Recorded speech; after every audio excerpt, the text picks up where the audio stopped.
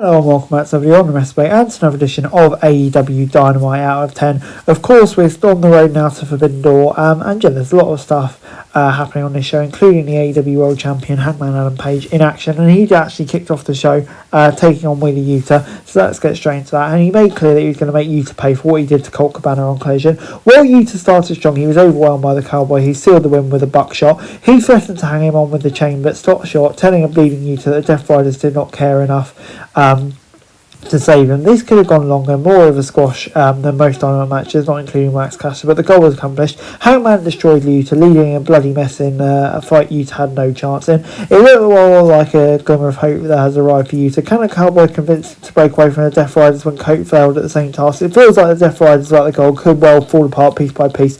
Turning Yuta against his mentors would certainly serve a strong mold to the stable. So yeah, it's going to be intriguing to see where it goes, but I think this is a good start. I'll give it a 6 out of 10. Moving on into an eliminator tournament, and we got an FTR versus Jet Speed match, and it's an incredible back and forth battle between these two teams. Harwood stacked up Kevin Knight and grabbed Stokely Hathaway's crutch for leverage on the free. Afterwards, Tony Schiavone interviewed FTR until Cope arrived. The Rated Star Superstar announced a business deal with the Hurt Syndicate, who could do what he wanted to FTR. Unsurprisingly, the last minute addition to the Dynamite card was an absolute treat for all involved. Speedball and the Jet continue to deliver. Cash and Dax have been doing it for ages, since turning heel as well. However, Jet Speed looked great while never losing their experience edge as the veteran team. All signs point towards FTR winning this and challenging the Hurt Syndicate, but AEW is keeping this tournament mystery. It's possible that AEW may delay the match by sending a post-ball as deliberate. The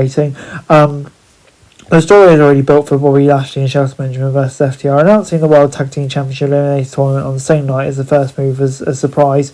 Perhaps the 18th is not confirmed, but we're undoubtedly going to get big stars from New Japan as well taking part. So yeah, I'm excited. 8 out of 10 from me. Tony Schiavone then interviewed Will Ospreay to the ring, and yeah, he announced he found out that after all he had multiple herniated discs in his neck. However, discussing the issue with doctors, he was advised he'd be back healthy by Forbidden Door and was looking to bring the fight to the Death Riders. The segment felt foreboding at first, especially after recent injury announcements. It was only good news to hear he'll only be out for a month. Multiple herniated discs is a scary injury, especially for a wrestler who takes big bumps, though because it's a short-term injury and Ospreay was able to shift focus to a story focus with his final words about the Death Riders. It's an ultimately a happy moment where fans will ultimately await his return. Before we moved on to a championship eliminator match between Timeless Tony and Billy Starks. Starks nearly caught Tony multiple times in this match, but the champion caught her with a crossface chicken wing to force a submission. Afterwards, Starks blasted Storm with her Women's World Championship. Athena then beat her down, but as she prepared to sign a championship contract, Alex Windsor arrived to make the save. Starks and Storm have chemistry to explore, and highlighted how nicely this match flowed. The timeless one sold big for Athena's minion, never losing full control. It was a fun way to highlight that Starks is here on to stay on AEW TV, continue delivering these moments.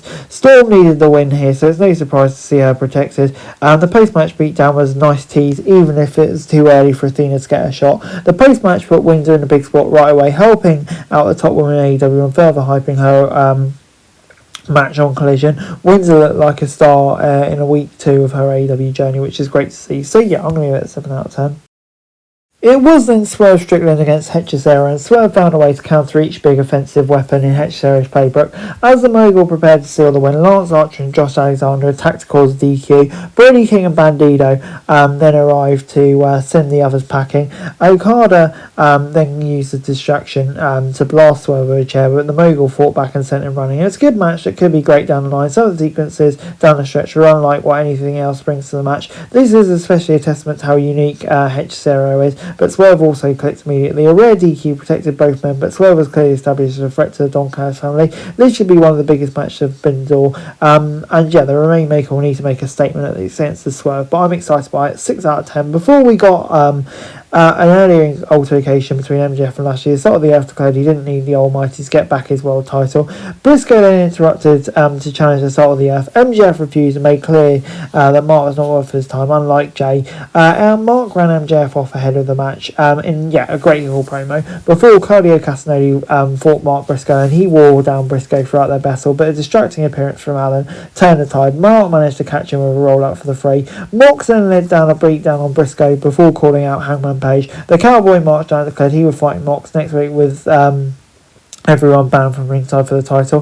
MJS later sticks at Mark, clearly established their goal in rivalry. The story is meant to position Mark as a potential top guy. Some of the top rises to the top have been really good, and yeah, it feels like Mark could go all the way. However, that is the plan for the end of this story. It will just be filler until we get the MJF Hangman moment. This was a good tearing of talent for the main event. Mark was the scrappy underdog, Claudio the destructive fourth. He picked up a nice win to prove MJF's statement earlier incorrect. Ending the show with a world title match announcement was a phenomenal hook, especially after a week where the card felt a bit thrown together.